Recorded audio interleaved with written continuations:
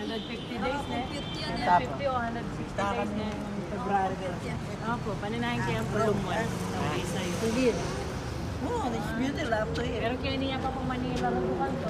Sabi na yan. Ayaw para kong Clark. Hagagan nyo ni Apong Beng. Ewan, umiyak. 3 months muna ako, tune yung Hong Kong yun.